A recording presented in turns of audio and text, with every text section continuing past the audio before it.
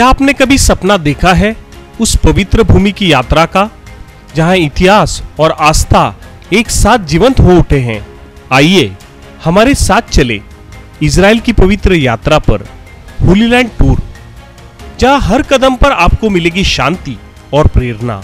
गलील सागर के किनारे खड़े होकर महसूस करें उस पल को जहां यीशु ने अपने चमत्कार दिखाए।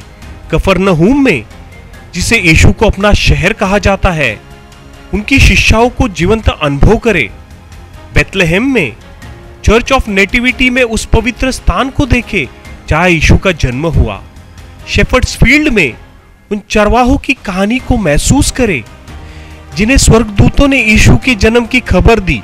यरूशलेम के पवित्र गलियों में वाया दोलोरोसा पर चले जहां यीशु ने क्रूस का बोझ उठाया। गार्डन टोम में शांति और चिंतन के क्षणों का अनुभव करें। माउंट ऑफ ऑलिव्स से यरूशलेम के स्वर्णीय दृश्यों को देखें जहां यीशु स्वर्ग गए।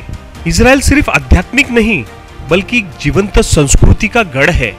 स्थानीय व्यंजनों का स्वाद ले और मृत सागर में तैरने का अनोखा अनुभव करें। हमारे विशेष होली लैंड टूर पैकेज में शामिल है लग्जरी होटल, स्वादिष्ट भोजन और अनुभवी हिंदी भाषी गाइड हर कदम पर आपके साथ है ताकि आपकी यात्रा आरामदायक और यादगार हो। तो देर किस बात की, आज ही बुक करें अपनी होली लैंड यात्रा को और चले एक ऐसी तीर्थ यात्रा पर जो आपके दिल और आत्मा को हमेशा के लिए बदल देगी। नीचे दिए गए नंबर पर संपर्क करें। आपण पाहत आहात जीसस इंडिया टीव्ही, चॅनल जे देवाकडून आहे, चॅनल जे स्वार्था गाजवतं, चॅनल जे लोकांचे जीवन परिवर्तन करतं। पाहत रहा, लाईक करा, शेअर करा आणि सबस्क्राईब करा। या सेवा कार्याला अजून वाढवण्यासाठी तुम्ही हातभार लावू शकता व आम्हाला तुमची आर्थिक मदत करू शकता। ऑनलाईन पेमेंटसाठी खाली दिलेल्या QR कोडला स्कॅन करून आपलं दान देऊ शकता। पण जाऊया योबाच्या पुस्तकाकडे, 4था अध्याय आणि त्याचं 6 आणि 7 वचन। योबाचं पुस्तक 4था अध्याय 6 आणि 7 वचन। फार सुंदर वचन आहे। आमची धार्मिकता, आमचं समर्पण आणि ज्या गोष्टी आम्ही प्रभूसाठी करत आहोत ते आम्हाला किती महत्त्वाचं आहे ते वाचूया। योबाचं पुस्तक 4था अध्याय 6 आणि 7 वचन। तुझ्या देवभक्तीचा तुला आश्रय आहे ना, तुला आश्रय आहे ना, तुझ्या सात्विक आचरणावर तुझी आशा आहे ना, तुझी आशा आहे ना। कोणी निरापराध असून कधी नाश पावला आहे काय, धार्मिक कधी विलयास गेले आहेत काय, याचा विचार कर। आज जो मुख्य विषय, धार्मिक कधीच विलयास जात नाही। आमेन। धार्मिकता जगामध्ये सगळ्यात जास्त इम्पॉर्टंट काय असेल तर धार्मिकता। आमेन। धार्मिक कधीच विलयास जात नाही, त्याचा नाश होत नाही। धार्मिक कधी संपत नाही। निश्चित धार्मिकाची परीक्षा होती। धार्मिकाला संकटातनं जावं लागतं, अडचणीतनं जावं लागतं, हालेलुया, वेगवेगळ्या माध्यमातनं त्याची परीक्षा होती। पण पवित्र शास्त्र आम्हाला सांत्वन देतं, आम्हाला धैर्य देतं आणि काय सांगतं माहिती का, धार्मिक त्याचा कधीच नाश होत नाही किंवा त्याला विलयास जात नाही। एक गोष्ट ध्यानात ठेवा, देव धार्मिकाच्या भक्तीची परीक्षा घेत असतो। बरेच लोकांना असं वाटतं ना, मग एवढं प्रार्थना करतो, संकट का, परीक्षा घेतो देव। तुम्ही खरंच मनापासून धार्मिक जीवन जगत आहात का लोभापोटी धार्मिक जीवन जगत आहात? चांगलं देवानं करावं, तुमच्या गरजा भागवाव्यात याच्यासाठी तुम्ही धार्मिक जीवन जगत आहात किंवा तुमचं देवावरती प्रेम आहे, देवाची भक्ती तुम्ही मनापासून करत आहात, श्रद्धा तुमची मजबूत आहे का? म्हणून वेगवेगळ्या माध्यमातनं तुमची 100% परीक्षा होणार आहे। पण परीक्षा तुमच्या नाशासाठी नाही, तर परीक्षा तुमच्या उन्नतीसाठी। हालेलुया। परीक्षेमध्ये धार्मिक जीवनाचा कधी अंत करू नका। आमेन। काही पण झालं तर धार्मिकता कधी सोडू नका। हा दुसरा तिसरा कोण नसून योब आपला व्यक्तिगत अनुभव सांगत आहे। हालेलुया। त्याचा अनुभव आहे बरं का, योबाचा हा व्यक्तिगत अनुभव आहे। हा तुमचा व्यक्तिगत अनुभव बनला पाहिजे। आमेन। बऱ्याच वेळा काय होतं, देवाच्या मार्गामध्ये चालत असताना लक्षात घ्या, जसं तुम्ही देवाच्या मार्गात चालताना तसं सैतानाचं जास्त लक्ष तुमच्याकडे जातं. देव तर तुमच्याकडे बघतोस, पण त्याच्यापेक्षा सैतानाचं लक्ष तुमच्याकडे जास्त आहे. त्याला तुमच्या प्रार्थनेचा, तुमच्या आराधनेचा, तुमचं शास्त्र वाचन, तुमची सुवार्ता, या सगळ्याचा त्याला वीट येतो. त्याला माहितीये हे जेवढी प्रार्थना करतील तेवढं माझं राज्य कमजोर होईल. हे जेवढं जास्त उपासना करतील, आराधना करतील, तेवढी त्याला ईर्ष्या येते. का? कारण अरे ही जागा तर माझी होती, माझी जागा आहे. जास्त तुम्ही आराधना करताना त्याला जास्त ईर्ष्या येते. अरे मी स्वर्गात हेच करत होतो आणि हे लोक काही लायकीचे नाहीत, नाही का? त्यांना त्याला वाटतं हे काय लायकीचे, माझ्या पंखामध्ये एवढी वाद्य होती, मग हे वाजवतो, ह्याला काय वाजवलं, शारोळ काय वाजवतोय, हे काय ड्रम वाजवतोय तिथं, याच्यापेक्षा भारी स्वर्गामध्ये मी वाजवत होतो. मग त्याला ते पाहिल्यावर त्याला ईर्ष्या येते. मग ईर्ष्या आल्याबरोबर त्या व्यक्ती संबंधानं तो देवाकडे जाऊन तक्रार करतो. असं लिहिलंय पवित्र शास्त्रामध्ये. योबाची धार्मिकता, योबाचं नीतिमत्व, योबाची सात्विकता त्यानं पाहिली आणि स्वर्गामध्ये गेला आणि देव त्याच्याकडे पाहून हसला आणि त्याला विचारलं, काय तुझं लक्ष माझा सेवक योब याकडे गेलं का? लक्षात घ्या, परमेश्वर जसं तुमच्याकडे पाहतो ना, तसं हा जगाला थकवणारा, जगाला भुलवणारा अशा या व्यक्तीचं लक्ष तुमच्याकडे जाणार आहे. आणि मग ते लक्ष तुमच्याकडे गेल्यावर तुम्ही घाबरून नाही जायचं, उलट तुमची धार्मिकता तुम्हाला वाढवायची, कमी नाही व्हायचं. बरेच लोक म्हणतात नाही आता प्रार्थना बंद, एवढी प्रार्थना केली काही घडलं नाही, उलट प्रार्थना केल्यापासून जास्त प्रश्न यायला लागले. अहो जास्त प्रश्न यायला लागले याच्यावरून तर ओळखायचं देवानं तुम्हाला धार्मिक ठरवलेलं आहे. Hallelujah, hallelujah. देवानं तुम्हाला धार्मिक ठरवले. मला वाटतं एक वचन वाचा म्हणजे तुम्हाला समजेल. योबाचं पुस्तक त्याचा पहिला अध्याय 6 ते 12 वचन. 6 ते 12 वचन काय लिहिले पहा बरं. एक दिवस असा आला की त्या दिवशी देवपुत्र परमेश्वरापुढे येऊन, हा देवपुत्र परमेश्वरापुढे येऊन उभे राहिले. पहा एक नाही बरं का सैतान, अख्खी सैतानाची टोळी एका व्यक्तीसाठी. कुणासाठी? योबासाठी. तुम्हाला लक्षात कसं येत नाही, तुम्ही एक असता पण तुमच्याकडं या सैतानाच्या सगळ्या टोळीचं लक्ष असतं. असं लिहिलंय तिथं पवित्र शास्त्रामध्ये. देवपुत्र म्हणजे लुसिफर आणि त्याची टोळी, ही सगळी टोळी या योबाच्या भोवती गरडा घालून बसली होती आणि रोजच्या जीवनाकडे त्याचं अवलोकन करत होती. कशासाठी? योबानं प्रार्थना बंद करावी, योबानं आपल्या लेकरांसाठी प्रार्थना करू नये, योबानं आपल्या कुटुंबासाठी प्रार्थना करू नये, योबानं धार्मिक जीवन जगू नये. आणि म्हणून सगळी टोळी स्वर्गामध्ये गेली. काय लिहिले वाचा बरं. एक दिवस असा आला की त्या दिवशी देवपुत्र परमेश्वरापुढे येऊन उभे राहिले व त्यांच्यामध्ये सैतानही आला. सैतान सुद्धा आला. परमेश्वर सैतानास म्हणाला, तू आता कोठून आलास? सैतानाने परमेश्वरास उत्तर दिले, सैतानानं परमेश्वरास उत्तर दिलं, मी पृथ्वीवर इकडे तिकडे हिंडून फिरून. किती सुंदर उत्तर दिले बघा. हा हिंडफिर आहे, इकडं तिकडं सगळीकडनं हिंडून फिरून आलो आहे. म्हणजे हिंडत फिरत असताना तो धार्मिक शोधत होता बरं का. हालेलुया.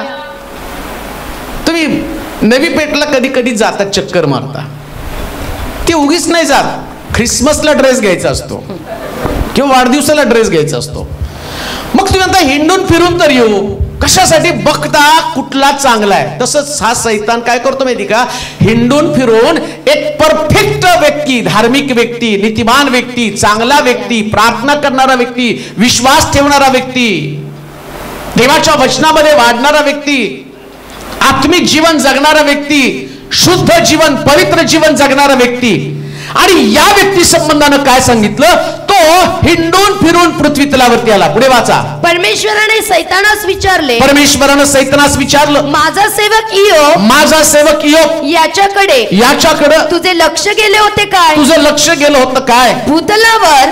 काय म्हणतो पहा, भूतलावर त्याच्या तोडीचा सात्विक म्हणजेच धार्मिक, सरळ देवाला भिवून वागणारा व पापापासून दूर राहणारा असा दुसरा कोणी नाही.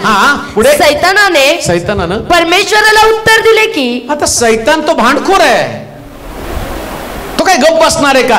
त्यानं सांगितलं या इयोबासारखा देवाला भिवून वागणारा, धार्मिक, सात्विक म्हणजे पापापासून दूर राहणारा. लक्षात ठेवा, धार्मिक व्यक्ती कोण? जो पापापासून दूर राहतो.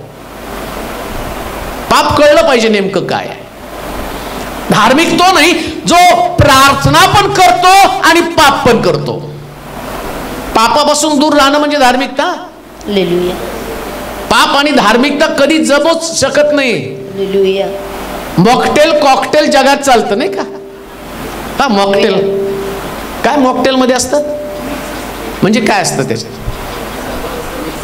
सगळं सरबत एकत्र करायचं ते मॉकटेल. ते सूरजनीच आम्हाला शिकवलं. आम्हाला कुठलं मॉकटेल आणि कॉकटेल समजतंय? तर सगळं मिक्स करतात. तसं अनेक लोकांचं धार्मिक जीवन मॉकटेल झालंय. पाप पण आहे आणि प्रार्थना पण आहे. पाप पण आहे, प्रार्थना पण आहे. मग तसलं जीवन नाही. बायबल सांगतं पापापासून दूर राहायला पाहिजे. आमेन. लक्षात ठेवा, पापापासून. सगळं पाप बरं का, बारीक सारीक पाप. आम्हाला वाटतं पाप म्हणजे चोरी केली, पाप म्हणजे खून केला, पाप म्हणजे कुणाला तरी जाऊन भांडून आलो. नाही हो, राग येणं सुद्धा पाप आहे. राग आला तरी पापच आहे. एखाद्याविषयी राग आढीमानामध्ये धरली ना तरी पाप आहे. तासन तास टीव्ही समोर बसलं तरी पापच आहे. येते का लक्षात? ते पण चालतं हे पण चालतं, कसं होऊ शकतं ना? वर्षी पण आवडतील, पिक्चरचे गाणे पण आवडतात. मॉकटेल आहे. हे पण चालतं ते पण चालतं. तोंडानं देवाची स्तुती करणं आणि त्याच तोंडानं निंदा पण करणं हे पण पापच आहे. अहंकार, गर्व, मीपणा, आढ्यता, अहंकार या सगळ्या गोष्टी मॉकटेल सारख्या आहेत. परंतु इयोबा संबंधानं म्हटलं की ते देव त्याच्या संबंधानं खात्री देते. हा नीतिमान माणूस आहे. त्यानं नीतिमत्व नाही सोडलं. 100% खात्री देवानं त्याच्याविषयी दिली. बायबल सांगतं नीतिमान व्यक्ती ज्यास नीतीचं जीवन जगतो. आता एक गोष्ट ध्यानात ठेवा, हे नीतीचं जीवन जगणं एवढं सोपं नसतं. जगामध्ये जशास तसं वागणाऱ्या व्यक्तीला कुठलाच त्रास येत नाही. एक वचन वाचतात, स्तोत्र 34 आणि त्याचं 19 वचन. काय लिहिले वाचा. स्तोत्र 34:19. नीतिमानाला फार कष्ट होतात. नीतिमानाला फार कष्ट होतात. काय होतं? कष्ट. नुसते कष्ट नाही, काय? फार कष्ट होतात. फार कष्ट होतात. नीतिमान आहात तर तुम्हाला भरपूर कष्ट होणार आहे. घरात कष्ट होतील, शेजारी पाजारी कष्ट होतील, कामाच्या ठिकाणी कष्ट होतील. मग आम्ही म्हणतो नाही, अहो मी एवढं प्रार्थनाशील जीवन जगत आहे आणि माझा बॉस मला त्रास देत आहे. तू नीतिमान आहे म्हणून तुला त्रास देत आहे. तू टेबला खालून घे, तू साहेबाच्या पुढं पुढं कर, काम चुकारपणा कर, सगळं काही तू कर, मग तुला कशाला त्रास देतील. मी पहिल्यांदा कामाला लागलो पुण्यामध्ये जनरल ग्लास मशिनरी कंपनीमध्ये. आता काय सोडून दिले, जाऊ द्या, सांगितलं तर चालतंय. आणि मग तिथं गेल्यावरती तिथं आधी सगळी सेटिंग झाली होती. मग ते साहेबाला माहिती होतं की हे सगळे लोक जे आहेत ना ते लुच्चे आहेत. मग त्यांनी मला म्हटले, मनोज एक काम कर, सगळे देतो आणि त्याचे झेरॉक्स काढून आण. मग मी ते झेरॉक्स घेतलं आणि निघालो झेरॉक्स काढायला. लगेच तो पिऊन माझ्या मागं पळत पळत आला. 70 रुपये सांगायचे, 70 पैसे सांगायचे बरं का. ती झेरॉक्स होती 50ला.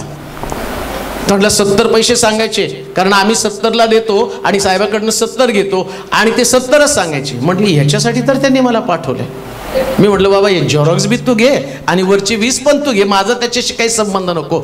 मग त्याच्यानंतर त्या लोकांनी मला टॉर्चर करायला सुरुवात केलं. कारण त्यांना माहिती की आमचं कमिशन त्याच्यानंतर त्या लोकांनी वेगवेगळ्या पद्धतीनं मला जाणून बुजून कुठंतरी ट्रॅप करण्याचा प्रयत्न केला. का? कारण आम्हाला त्यांना वेगळं जीवन जगावं लागतं. हालेलुया. तुम्ही त्याच्याशी तडजोड नाही करू शकत. आमेन. हे धार्मिकता जी आहे ना, ही धार्मिकता तुम्हाला जगामध्ये त्रास भोगण्यासाठी सिद्ध करत असती, पण बायबल सांगतं देव धार्मिकाला सगळ्यातनं सोडवतो. आमेन. हे किती उत्तम आहे. हालेलुया. देव धार्मिकाला सगळ्यातनं सोडवतो. त्याला प्रश्न येतात, सगळ्यात जास्त प्रश्न त्यालाच येतात. का? कारण हा हिंडफिरा, असं लिहिलंय तिथं नाही का? काय लिहिलंय तो? इकडे तिकडे हिंडून फिरून आलो आहे. म्हणजे हा सैतानाचं नाव काय? हिंडफिरा. हालेलुया. अजून एक नाव आहे त्याला, लुसिफरला काय नाव आहे? हिंडफिरा. मग तो हिंडतो फिरतो म्हणजे काय करतो? मग धार्मिकाला पकडतो, त्याचं लक्ष धार्मिकाकडे जातं. तो हा नीतिमान आहे ना, मग हा नीतिमान मनुष्य, आता या नीतिमानाला कष्ट देणारे त्याचे लोक कुठंतरी असतात हस्तक, बरोबर आहे? कुठंतरी त्याचे हस्तक असतात. पण एक गोष्ट ध्यानात ठेवा, देव जोपर्यंत परवानगी देत नाही तोपर्यंत सैतान नीतिमानाला कष्ट पण देऊ शकत नाही. हे बायबल मधलं सत्य बरं, कमी इकडचं तिकडचं सांगत नाही. 100% ट्रूथ, 100% सत्य. काय? हा सैतान स्वर्गामध्ये गेला आणि तो युवा संबंधानं म्हटलं, काय म्हटलं त्याने? वाचा आता, युवा संबंधानं. परमेश्वर सैतानास म्हणाला, तू आता कोठून आलास? कुठून आलास? सैतानाने परमेश्वरास उत्तर दिले. काय उत्तर दिलं पहा? मी पृथ्वीवर इकडे तिकडे हिंडून फिरून आलो आहे. हा, म्हणजे जिथं जिथं तुम्ही राहता, शोभानगर, अमोलनगर, गाणं गातो ना आम्ही. कुठलं गाणं होतं? एक माझ्या येशूनं केला चमत्कार. एक गावात, मग म्हणतो अमोल नगरात, मग फिरता तुम्ही गोल गोल, है की नाही? तेच करता ना तुम्ही. मग कुमठा नाक्यात, मग कुमठा नाका फिरतो. पण बायबल सांगतं हाही फिरत असतो तिकडं. तेच सगळीकडे फिरतो तो. मग तुम्ही इकडं फिरताना तो म्हणतो आता तू इकडं फिर, मी तुझ्या घराकडे फिरून येतो. का तर तू चर्च मध्ये मला चॅलेंज करत आहे, आव्हान करत आहे. पण एक गोष्ट ध्यानात ठेवा, जोपर्यंत देव तुम्हाला बळकट बनवत नाही तोपर्यंत परीक्षा पण होत नाही. असं लिहिलंय. तो तुमची परीक्षा तुमच्या शक्ती पलीकडे. म्हणजे पहिले देव शक्ती देतो ना तुम्हाला. आमेन. परीक्षा कधी होती? जेव्हा देव तुम्हाला शक्ती देतो तेव्हा परीक्षा होती. दुसऱ्या भाषेमध्ये, सोप्या भाषेत तुम्हाला सांगतो, मुलांची परीक्षा केव्हा घेतात? शिकवलं तर ना, का न शिकवता घेतात? आता न शिकवता मग पोरांचं ऑफलाईन नको, ऑनलाईनच घ्या, का सगळं घेऊन बसायचं. ऑनलाईन म्हटलं की सगळं समोरच ठेवायचं, इकडं पुस्तक, आणि पुस्तक नसलं तरी तिकडून आई बाप सांगतात असं नाही, तसं नाही, तसं नाही. कारण परीक्षाच नाही ना. मग परीक्षा नाही तर शिकवलंच नाही तर परीक्षा कशी घेणार आहात? म्हणून बायबल काय सांगतं, सैतान जरी देवाच्या लोकांना कोंडीमध्ये पकडण्याचा प्रयत्न करतो, पण तोपर्यंत देव परमिशन देत नाही जोपर्यंत तो तुम्हाला ताकद पुरवत नाही. आता देवाला कळतं की ह्याच्यामध्ये ताकद आलेली आहे, मग तो बिंदास परीक्षा घे. हालेलुया. म्हणून लक्षात घ्या, एवढे वर्ष तुम्ही प्रभूमध्ये राहिला तर समजायचं देवानं तुम्हाला परिपक्व केलेलं आहे. आणि जितके जास्त ख्रिस्तामध्ये मुळावलेले आहात तितकी मोठी परीक्षा तुम्हाला द्यायला पाहिजे. तेवढी मोठी परीक्षा बरं का. आणि देव तुम्हाला परीक्षेचे तोंड देण्यासाठी शक्ती पुरवतो. इथं असं म्हटलं, तो म्हटला की आता तू वाचा बरं ते वचन. परमेश्वराने सैतानास विचारलं, माझा सेवक इयोब याच्याकडे तुझे लक्ष गेले होते काय? लक्ष गेलं होतं का? भूतलावर त्याच्या तोडीचा सात्विक सरळ देवाला भिवून वागणारा व पापापासून दूर राहणारा असा दुसरा कोणी नाही. सैतानाने परमेश्वराला उत्तर दिलं की इयोब देवाचं भय काय फुकट बाळगतो? तो भांडायला लागला देवा संगती, एकेकाचं नाव घेऊन. हे जे तुझ्या हे चर्च मध्ये येतात ना, हे प्रार्थना करतात, तुझी भीती बाळगतात, ते तंबाखू खात नाही, सिगरेट खात नाही, पिक्चर बघत नाही, देवा सिनेमाचे गाणे म्हणत नाही, कोणाला भांडत नाही, राग करत नाही, द्वेष करत नाही, ते काही फुकट नाही करत, तू काहीतरी त्यांच्यासाठी केलेलं आहे. तो भांडतो देवाला. तुम्ही जे करता ना आणि त्याच्या मोबदल्यामध्ये परमेश्वर तुमच्यासाठी काय करतो बघा बरं. त्या ठिकाणात सैतानाने सांगितलं काय करतो परमेश्वर. इय्योब देवाचे भय, हा फुकट नाही बाळग, तो त्याचे घर, त्याचं घर व त्याचे सर्वस्व, त्याचं सर्वस्व. म्हणजे तुमचं घर देव संरक्षित केव्हा करतो, ज्यावेळेस तुम्ही देवाचं भय बाळगता. आमेन. आता सैतानाला तुमच्या घरावरती हल्ला करायचा, तुमच्या व्यापारावरती, तुमच्या बिझनेसवरती, तुमच्या सगळ्यावरती त्याला हल्ला करायचा आहे. ब्रदरची साक्ष आता जे वसईचे ब्रदर आले त्यांनी म्हटले मला त्यांचा कॉल यायचा की असा असा माझा बंगला आहे, तो बंगला काही विकला जात नाही. आणि मग त्यांनी सांगितलं जवळजवळ 1.5 करोडचा बंगला होता. तर मला माहित नाही ते बरं बंगल्याची किंमत किती होते. ते म्हणले असे मी कितीतरी बंगले बांधतो आणि विकतो. परंतु त्यांनी आणि म्हटले की ते माझा बंगला विकला जावा. मग म्हणजे सैतानानं कुठून तरी अडवून ठेवत होते आशीर्वाद तुमच्या बिझनेसला, तुमच्या घराला, तुमच्या लेकरांना. तो काय करतो की कुठं तरी तुम्हाला नीतिमान म्हणून त्रास व्हावा, मग लेकरांच्या बाबतीत त्रास होईल. आता मी तुम्हाला दाखवणार आहे पुढं. इय्योब नीतिमान होता म्हणून देवानं त्याच्या लेकरांच्या भोवती संरक्षणाचं कवच निर्माण केलं होतं. हालेलुया. तू त्याच्या भोवती संरक्षणाचं कवच निर्माण केलं म्हणून तो तुझी भीती बाळगतो. लक्षात घ्या, ज्या दिवशी तुम्ही प्रार्थनेचं जीवन जगता, प्रभूला समर्पित जीवन जगता ना, त्या देव तुमच्या सर्वस्वाला प्रोटेक्शन देतो. तुमची धार्मिकता हे तुमचं संरक्षण आहे. तुमच्या कुटुंबाचं, तुमच्या लेकराचं, तुमच्या व्यवसायाचं सगळ्याचं संरक्षण आहे. हालेलुया. आणि सैतानाचं दुखणं हेच आहे. सैतानाचं त्याला वाईट वाटण्याचं कारण काय, मला यांच्यावरती हल्ला करता येत नाही का, कारण धार्मिकाला देव संरक्षण देतो. धार्मिकाला संरक्षण देतो बरं का. तुमच्या लेकराला संरक्षण देवाचं. बरेच वेळा तुम्हाला सांगतात नोकरीवरून काढणारे बऱ्याच लोकांची मला फोन येतात, बघ साहेब नोकरीवरून काढणारे आणि त्यांचं मला ते हे आलेलं आहे आणि लेटर. घाबरू नका, येशूच्या रक्ताखाली त्यांना आणतो. नंतर तेच अहो काढलं तर नाही प्रमोशन दिलं उलट का हो, धार्मिक आहे. खूप साक्षी आहेत. ऐक तुम्ही त्याच्यावर स्टेटसवर बघत असतात व्हॉट्सअपवरती. मग कुठून येतं हे कुठून संरक्षण मिळतं. शास्त्र सांगतं धार्मिक कधीच विलयास जात नाही, नाश त्यांचा होऊ शकत नाही, कधीच नाश होऊ शकत नाही. हा अनुभव येणार आहे. कशासाठी येणार आहे अनुभव, त्याचं चॅलेंज आहे ना सैतानाचं. फुकट भय बाळगत नाही. हालेलुया. लक्षात ठेवा, देव आणि सैतान यांच्या युद्धामध्ये नीट ऐका, देव तर प्रबळ आहे. आमेन.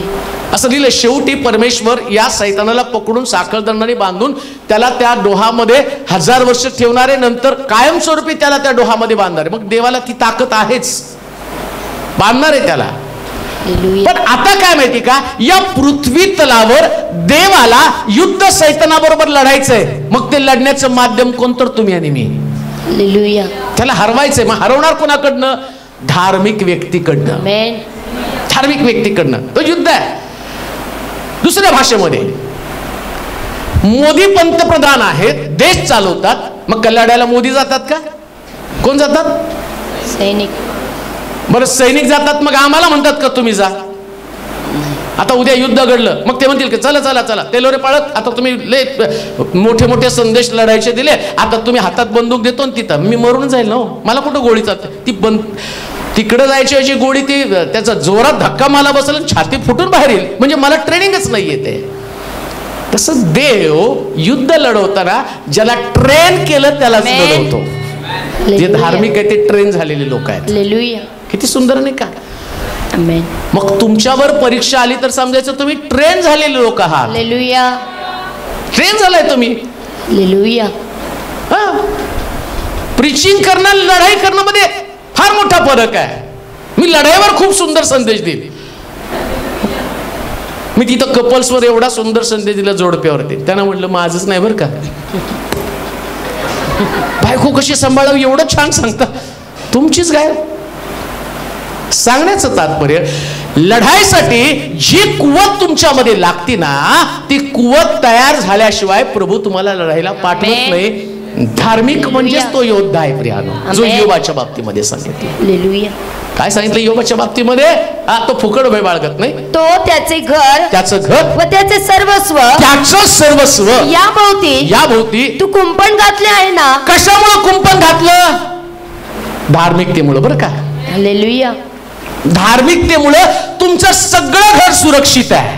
हालेलुया. किती सुंदर आहे. धार्मिकतेमुळे तुम्ही सकाळी उठता, प्रार्थना करता, चर्चला जाता. लक्षात ठेवा, ज्यावेळेस तुम्ही चर्चला जाताना तुम्ही काळजी करू नका तुमच्या घराचं कसं होईल. सैतान सांगतो नको जाऊ, देव म्हणतो जा.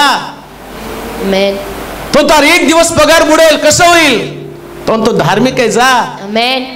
ज्या इस्रायल लोकांना रानामध्ये मी हालेलुया. 6व्या दिवशी 2 दिवसाचा मानना दिला आणि मी दाखवून दिला माझा, मी तुझा प्रभू आहे, तो तुझ्या गरजा भागवेल. हालेलुया. धार्मिक आहात ना तुम्ही, मग तुमच्या गरजा भागणारच आहेत. आमेन. टेन्शन घेऊ नका, काळजी करू नका. आमेन. हो, सैतान चॅलेंज करतो की तू त्याच्या सर्वस्वाभोवती कुंपण घातलेला आहे. मग पुढे काय वाचा बरं. तू त्याच्या हातास हातास यश दिले आहे ना, यश दिलं आहे ना. व देशात जो व्यक्ती धार्मिक आहे, देव त्याच्या हाताला यश देतो. आमेन. म्हणून लक्षात ठेवा, तुमची प्रार्थना, बरेच लोक म्हणतात देव काय सांगतो तुम्ही मला सांगा. कोण करून पाळक साहेब प्रार्थना करून जरा कळवा बरं माझं. आता ते काय टेम्परेचर आहे, किती ताप आला दाखवायचं. थर्मामीटर आत घातलं आणि याला किती ताप आला आणि ह्याचा किती खोकला झाला ते नाही तपासता येत. शास्त्र काय सांगतं माहिती का, धार्मिकता तुम्हाला यश देणार आहे. आमेन. का देऊ नाही का. बऱ्याच लोकांना असं वाटतं कोणतरी माझ्या घरात काहीतरी केलंय, 100% केलंय. तो हिंडफिऱ्या तुमच्या घरात आलाय आणि का घुसला घरामध्ये. धार्मिक. कारण तुम्ही धार्मिक आहात. प्रार्थना बंद केली, तुम्ही विश्वास ठेवायचं बंद केलं, चर्चला जायचं बंद केलं. मग चर्चला जायचं बंद केलं, इकडं तुमचं कुंपण निघालं.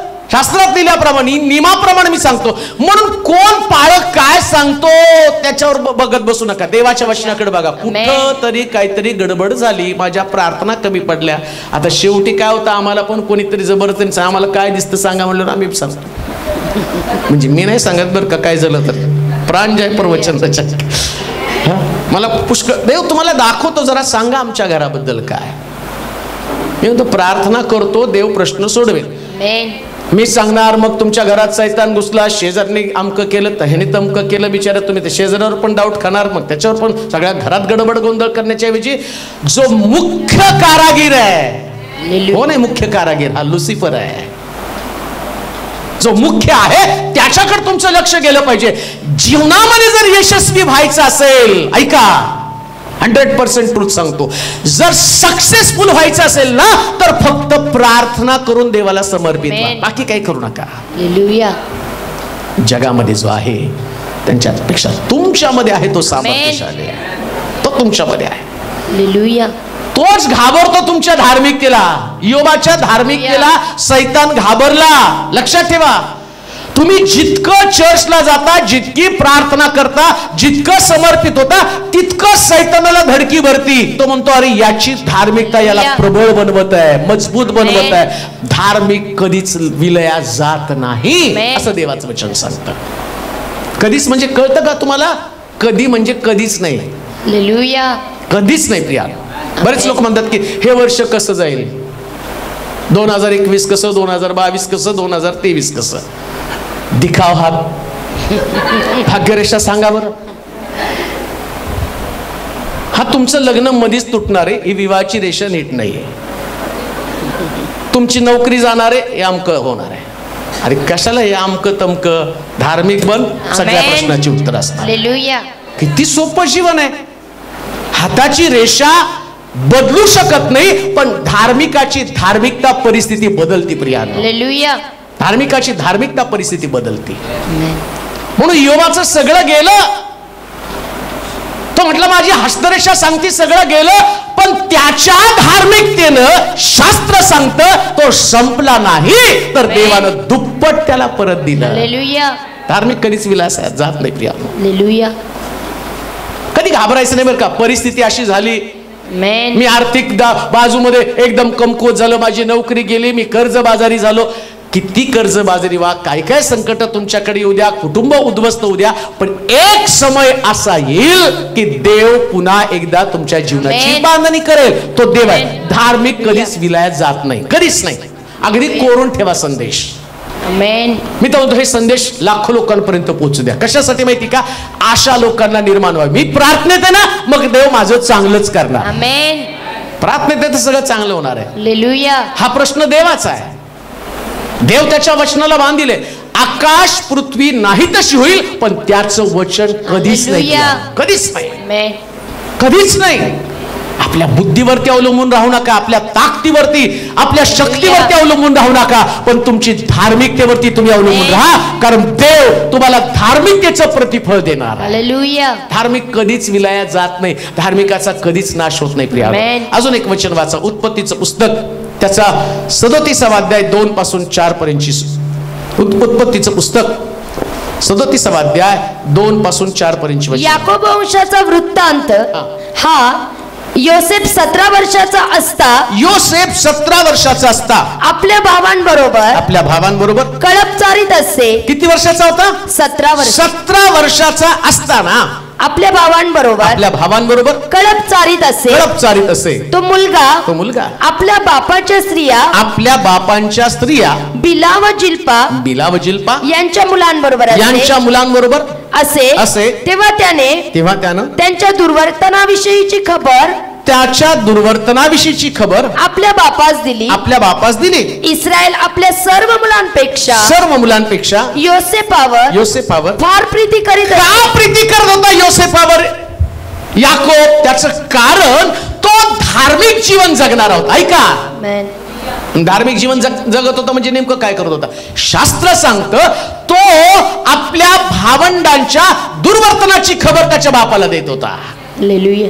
आणि कितव्या वर्षी? 17व्या वर्षी. 17 वर्ष 16 वर्ष तर धोक्याचं, आणि 17 तर पापाचं. मग बाकीचे सगळे भावंड पाप करत होते, पण त्याला पाप आवडतच नव्हतं ना. हालेलुया. त्याला पाप आवडत नव्हतं, आणि पाप करणारा व्यक्ती पण त्याच्या डोळ्यामध्ये खुपत होता. पापाबरोबर तो समर्थन करत बसला नाही. हालेलुया. पापाबरोबर तो चालला नाही. पाप करणाऱ्या लोकांबरोबर तो राहिला नाही. कान देऊ नाही का? धार्मिक कोण आहे मी त्याच्याविषयी सांगत आहे. 100% जर तुम्ही पाप न करता नीतीचं जीवन जगला, नीट आहे का परत? हालेलुया. पाप न करणं हे फार कठीण आहे. म्हणून एकच योसेफ झाला, एकच योसेफ बनला बरं का.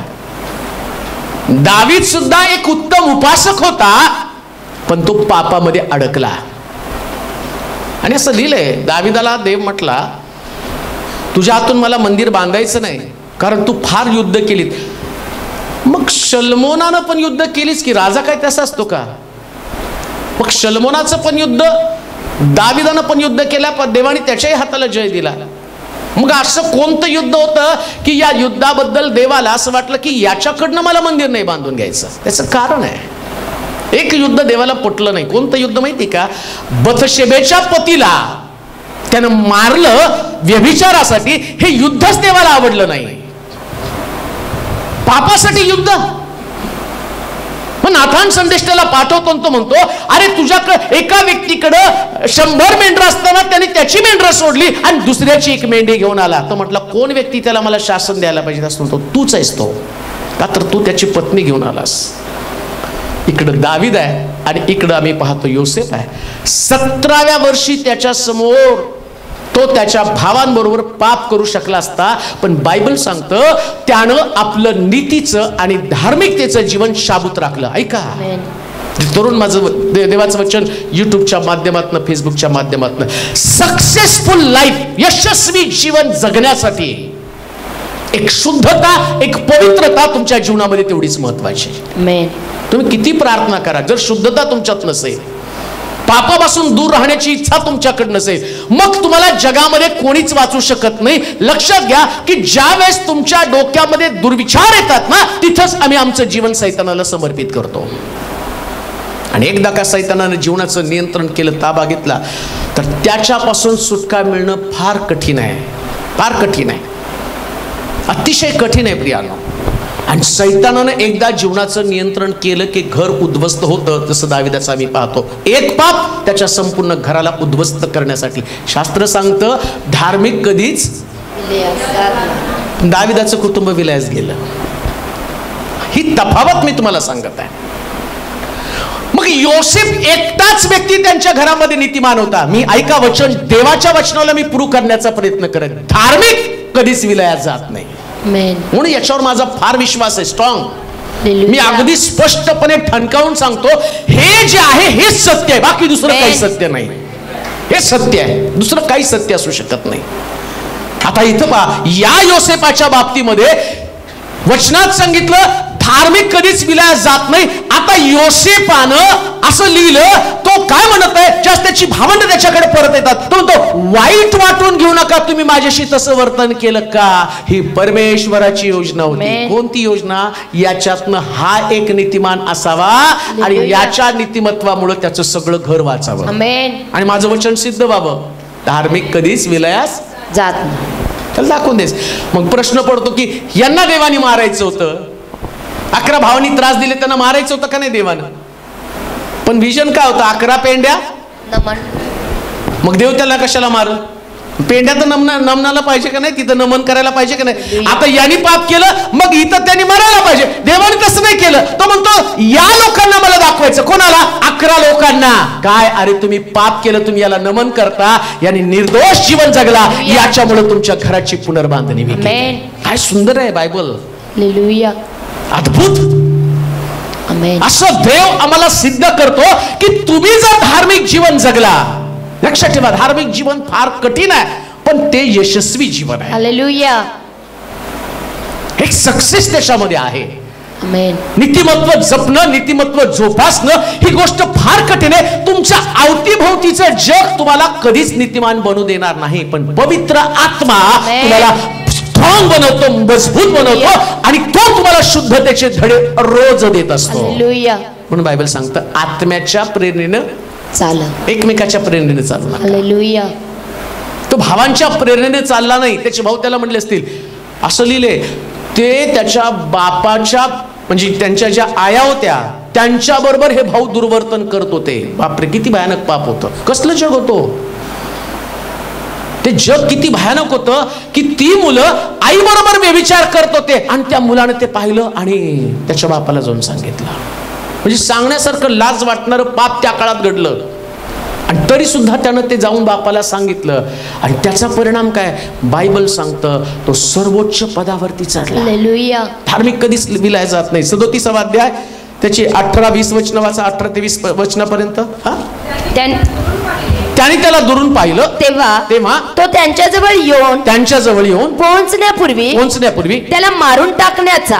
आता धार्मिकाला काय करायचा प्रयत्न केला? मारून टाकण्याचा. आणि वचन काय सांगतं? धार्मिक कधी विलयास जात नाही. पण धार्मिकाला मारण्याच्या योजना तर होतात का नाही? हालेलुया. येते का लक्षात? तुमच्यासाठी लुसिफर कडे एक प्लॅन आहे. कशासाठी माहिती का? तुम्ही धार्मिकता सोडावी आणि त्याच्या ट्रॅप मध्ये तुम्ही अडकावं. सैतान गरजणाऱ्या सिंहासारखा कोणाला खावं कोणाला गिळावं म्हणून शोधित फिरतो. टपलेला आहे की नाही? पण खाल्ल्याचा पुरावा आहे का? नाही. खाल्ल्याचा पुरावा असता धार्मिकाला तर आशा नसते. तो शोधत राहतो कोणाला खावं कोणाला गिळावं कोणाला टपावं. ऐका आता पवित्र शास्त्रातला दाखला तुम्हाला सांगतो. दानियल सिंहाच्या गुहेमध्ये टाकलं. दानियलनं खाल्लं का? आणि टाकणाऱ्यांना टाकलं. ज्यांनी टाकणारे होते त्यांना टाकलं तर त्यांना खाल्लं. म्हणजे कोणाला शोधतो तो? जे धार्मिक नाही त्यांना. आहे की नाही? हे धार्मिक नव्हते. यांनी त्या दानियलला गुहेत टाकलं आणि दानियल त्याच्या प्रार्थनेनं वाचला. त्याच्या प्रार्थनेनं वाचल्यावर सैतान म्हणतो अरे याला खायचं होतं पण मला याच्या धार्मिकतेमुळे खाता आलं नाही. कोण म्हणतात नॉनव्हेज व्हेज नॉनव्हेज. मग व्हेजिटेरियन तेव्हा आम्ही नॉनव्हेज खात नाही. आता सैतान तिथं जो होता ना तो म्हणतो तर मी सगळे खातो धार्मिक खात नाही. हालेलुया. हालेलुया. म्हणजे धार्मिक लोक हे व्हेजिटेरियन आहे, मग शेर कभी घास नाही खाता. हालेलुया.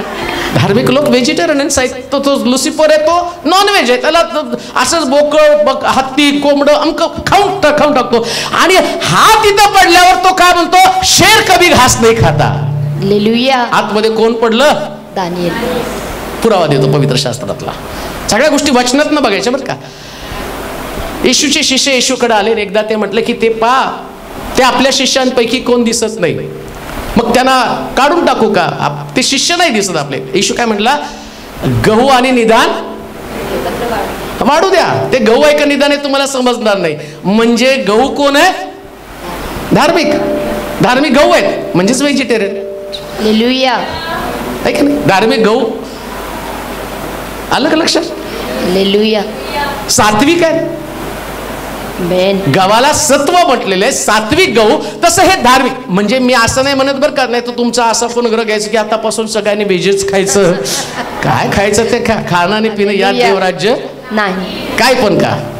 काय पण खा म्हणजे पचल ते खा. काही काही ब्लेड बी खातात, काही लोक ट्यूबलाईट पण खातात आणि काही लोक एकमेकाचं डोकं खातात.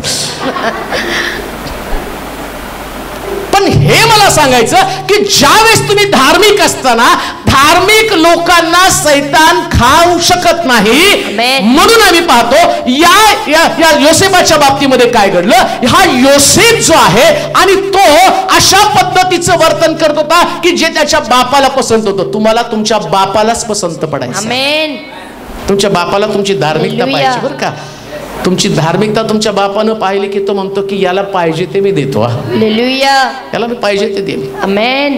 पुढे खूप वचन आहेत पण मला पुढचं पाहायचं. वाचूया पुढं. त्यांनी त्याला दुरून पाहिलं तेव्हा तो त्यांच्या जवळ येऊन त्यांच्या जवळ येऊन पोहोचण्यापूर्वी त्याला मारून टाकण्याचा त्यांनी कट केला. ते एकमेकास म्हणाले पहा तो स्वप्नदर्शी येत आहे. कोण आहे? म्हणजेच धार्मिक बरं का. स्वप्नदर्शी म्हणजे धार्मिक विजन असलेला व्यक्ती. ज्याच्याकडे विजन आहे तो धार्मिक. तुमच्याकडे विजनच नाही. आमचं विजन काय? शिक्षण घ्यायचं, लग्न करायचं, लेकरं, म्हातारपण, मरा, पुरा, संपलं, डिश. पण विजन असणारे लोक ज्यांच्याकडे धार्मिकता आहे ते काय करतात माहिती का? योब आपल्या पिढीला सुरक्षित करत होता. हे विजन आहे. योसेफाला पण विजन आहे. काय विजन आहे? त्याची भावंड करतात ते पाप करणं का त्याच्या भावंडानं त्याला सलाम करणं? ऐका, योसेफाकडे दोन त्याच्या समोर पर्याय आहेत. जर मी त्यांच्या इच्छेप्रमाणे वागलो तर कदाचित ते मला त्रास देणार नाहीत. अजून ऐका, आता हा सगळ्या त्रासातनं गेल्यावर नीट ऐका बरं का धार्मिक जीवन कसं असतं ते. मग त्याच्या भावांनी पाहिलं की हा काही धार्मिकता सोडत नाही. त्याला खड्ड्यात टाकलं, मग विकलं, मारायची योजना केली. मग त्याला ते आले लोक, ते व्यापारी येऊन त्याला घेऊन गेले. मग पोटीपराच्या घरामध्ये त्याला विकलं. तिथं तो दास म्हणून काम करायला लागला. आता विचार बदलायला पाहिजे बरं का. त्यांनी म्हटलं पाहिजे बाबा धार्मिक जीवन जगायला लागल्यापासून सगळ्या अडचणी. आता काय करतो? तेवढ्यात पोटीपराची पत्नी आली आणि तो किती वर्षाचा आहे? 17. आता मी वाचलं किती वर्षाचा होता तो? 17 वर्ष. म्हणजे घटना घडत असताना काय फार मोठा कालावधी गेला नाही. रिसेंट पटपट ते घडायला लागले. 5-6 महिने म्हणजे अजून 17 वर्ष त्याचं पूर्ण होत नाही, 18 लागत नाही तोपर्यंत हे सगळं घडायला लागलं. आणि घडल्यावर 17 वर्षाचा तरुणाबाण पोरगा पोटीपराच्या घरात आला. पोटीपराच्या पत्नीचं लक्ष त्याच्याकडे गेलं आणि तिकडे गेल्यावर आता 17 वर्षाच्या तरुणाला सहज मोह होऊ शकतो. एवढ्या मोठी ती बाई आहे. आता लक्षात घ्या, पोटीपराची पत्नी म्हणजे तो फार उच्च दर्जाचा व्यक्ती आहे. मग ती दिसायला पण किती सुंदर असेल, किती सुंदर असेल ती. मग त्या सौंदर्यानं तो बुडला जाऊ शकतो. परवा मी वाचलं एक 75 वर्षाची म्हातारी आणि तिने 17 वर्षाच्या मुलाला म्हटलं माझ्याबरोबर लग्न कर आणि त्याने केलं. कारण ती म्हटली की माझी पेन्शन तुला मिळेल. आपल्याकडची नाही गोष्ट, तिकडची आहे. आणि त्याने ते केलं लग्न. आणि ते म्हणतात की ते फार सुंदर संसार करते. मी तुम्हाला का सांगतो माहिती का? योसेफ 17 वर्षाचा होता आणि त्याच्या समोर एक तरुणी होती. ती दिसायला पण छान असणार आहे, दर्जा आहे, तिला मोठं पद आहे. योसेफाला ती जगातलं सगळ्यात चांगलं देऊ शकली असती. योसेफाचे कष्ट ती दूर करू शकली असती. पण योसेफानं नीतीचं जीवन स्वीकारलं, धार्मिकतेचं जीवन स्वीकारलं. आणि बायबल काय सांगतं? धार्मिक कधीच विलयास जात नाही. आता जेवढं धार्मिकाला जास्त कसं वाचा परत ते वचन म्हणजे तुम्हाला कळल. मला ते देवाच्या वचनाला कुठून तरी मला सिद्ध करायचं, तेच खरं आहे म्हणून सिद्ध करण्याची गरज नाही, पण मला तुम्हाला दाखवायचं. नीतिमानाला फार कष्ट होतात, फार कष्ट होतात, तरी परमेश्वर कोण सोडवतो? परमेश्वर. कोण सोडवतो? परमेश्वर. नीतिमानाला कष्ट देणारे जगामध्ये खूप लोक पावलो पावलीवर का. हालेलुया. भावाकडनं सुटला नाही, नाही म्हणतात ना, आकाश में है, आकाश में गिरे, आकाश से गिरे, खजूर में अटके. आता भावाकडनं सुटला आणि अडकला कुठं? पोटीफराच्या घरामध्ये. पोटीफराच्या घरामध्ये प्रश्न आला, पण बायबल काय सांगतं? देव त्याला सगळीकडनं सोडवतो. कुठं पण तुम्ही अडकणार नाही याची गॅरंटी देवाची आहे. हालेलुया. देवाची गॅरंटी. कुठंच नाही तुम्ही अडकणार, कुठंच तुम्ही अडकणार नाही. पण सगळीकडनं तुमची परीक्षा 100% होणार, सगळीकडनं परीक्षा होणार. म्हणून परीक्षेला घाबरून पण तुमची धार्मिकता सोडू नका बरं का. होऊ द्या परीक्षा, किती परीक्षा व्हायची तितकी होऊ द्या, कारण देव त्यातनं त्याला बाहेर काढतो. देवानं पोटीफराच्या पत्नीच्या द्वारे त्याला बंदीशाळेमध्ये टाकलं, पण बंदीशाळेत पण देवाने ठेवलं नाही. ज्या स्वप्न पडलं, समय आला, समय आल्यावर त्याने राजाच्या स्वप्नाचा अर्थ सांगितला आणि राजाच्या स्वप्नाचा अर्थ सांगितला. राजा नंतर इतका खुश झाला, योसेफावर प्रसन्न झाला. राजा काय म्हणतो त्याला? आता फक्त नावापुरता राजा मी, सगळा अधिकार तुझ्याकडे असणार आहे, मी सही पुरता राजा आहे, अधिकार आणि मात्र सगळा तुला देणार आहे. धार्मिक कधीच विलायात जात नाही, कधीच नाही, कधीच विलायात जाऊ शकत नाही. कारण तुमची धार्मिकता तुमचं संरक्षण करते, तुम्हाला प्रोटेक्ट करते. कुठं पण काम करा, कुठं पण थांबा, शिक्षण घ्या, काम करा, बिझनेस करा, कुठल्या नातेवाईकांमध्ये राहा, कुठंच तुमची अडवणूक होऊ शकत नाही. सगळ्यातनं देव तुम्हाला बाहेर काढायला आहे, कारण शास्त्र सांगतं धार्मिक कधीच विलयात जात नाही, कधीच विलयात जात नाही. म्हणून योसेफाच्या बाबतीमध्ये म्हटलं, वाचा बरं 41 अध्याय 37 पासून 40 पर्यंतची वचनं वाचा पटकन. एक उत्पत्तीचं हे फारोला व त्याच्या सर्व सेवकांना, फारोला व त्याच्या सर्व सेवकांना अगदी पटले, अगदी पटलं. तेव्हा फारो आपल्या सेवकास म्हणाला, आपल्या सेवकास म्हणाला, ज्याच्या ठाई देवाचा आत्मा आहे. धार्मिकाच्या ठाई कोणाचा आत्मा आहे? देवाचा आत्मा. तुमच्यामध्ये माणसाचा आत्मा, माणसाचा आत्मा नको बरं का. माणसाचा आत्मा असला की रुसतो, फुकतो. ओळखायचं कसं माझ्यामध्ये माणसाचा आत्मा आहे? किती सोपं आहे. फुगलं की म्हणायचं माणसाचा, भांडलं की म्हणायचं माणसाचा, लोभ आला की म्हणायचं माणसाचा आत्मा. मग किती पण प्रार्थना करा, आत्मा कुठला आहे? माणसाचा. मग तुमची कशी प्रगती होणार? पण जिथं देवाचा आत्मा आहे तिथं फक्त प्रार्थनाच असतात. कुठं फुगायचं रुसायचं काय नाही. हालेलुया. लय फुगला तर फक्त टाचणीला फुटाल, याच्या पेक्षा काहीही होणार नाही. आमेन म्हणाल का? काहीच होणार नाही. पण आम्ही देवाच्या वचनामध्ये वाढलं पाहिजे, आणि देवाच्या वचनात वाढत असताना ज्याच्यामध्ये देवाचा आत्मा आहे तो धार्मिक आहे. हालेलुया. आणि देवाचा आत्मा, देवाच्या आत्म्या संबंधाने म्हटलं, आत्म्याच्या द्वारे निष्पन्न होणारं फळ. ओळखायचं कसं देवाचा आत्मा माझ्यामध्ये? सांगा बरं तुम्ही. शांती, प्रीती, शांती, प्रीती, शांती, आनंद, सहनशीलता, सगळं माहिती आहे तुम्हाला, सगळं माहिती आहे तुम्हाला.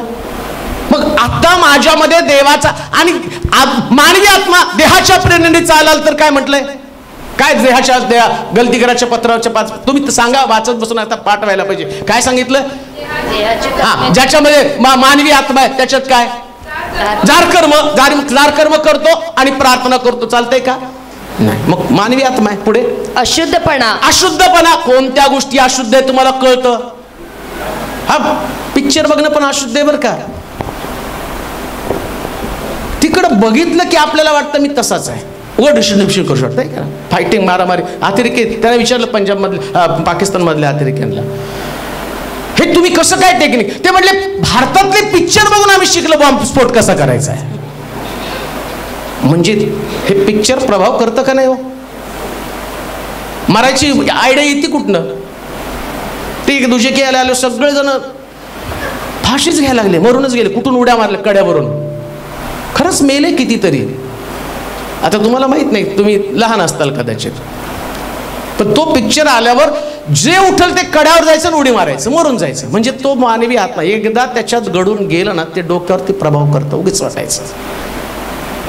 उगाच तसं वाटायचं.